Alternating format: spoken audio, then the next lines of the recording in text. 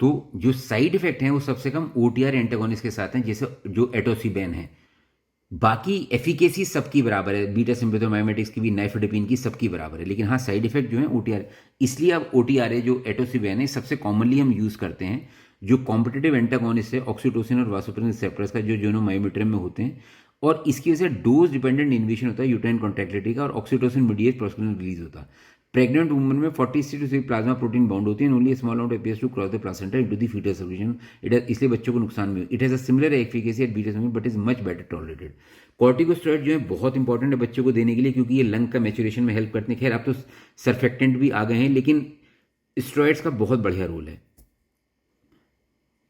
और single course, अगर एक स्टेरॉइड का आपने सिंगल कोर्स दिया है तो रेस्पिरेटरी डिस्ट्रेस सिंड्रोम और इंटरवेंट्रल हेमरेज की चांसेस बहुत कम हो जाते हैं। Their mechanism of action is complex, they affect not only foetal lung maturation but also foetal growth, organ system maturation, foetal brain development, immune function and foetal hypothalamic pituitary and, तो बहुत जगह काम करते हैं। Currently betamethasone dexamethasone recommended, but both are able to cross the placenta in their active form and have a comparable property, but some dexamethasone preparations contain a sulfide preservative that has been linked with neurotoxicity and should be avoided. Enthusiasm for their use has been tempered by recent concern based on animal and some human data that repeated antenatal doses could lead to a decrease in birth weight, brain size and abnormal neuronal development. However, long-term outcome related to their use have largely positive, and तो इसलिए आराम से दीजिए, कोई दिक्कत की बात नहीं है।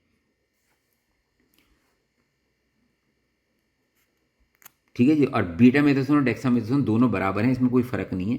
Antibiotic, despite a clear link between bacterial infections and preterm birth, the results of antibiotic treatment as an attempt to prevent PTL have been disappointing. The ORACLE trials focus on the use of antibiotics in premature rupture and spontaneous PTL with the intact membrane.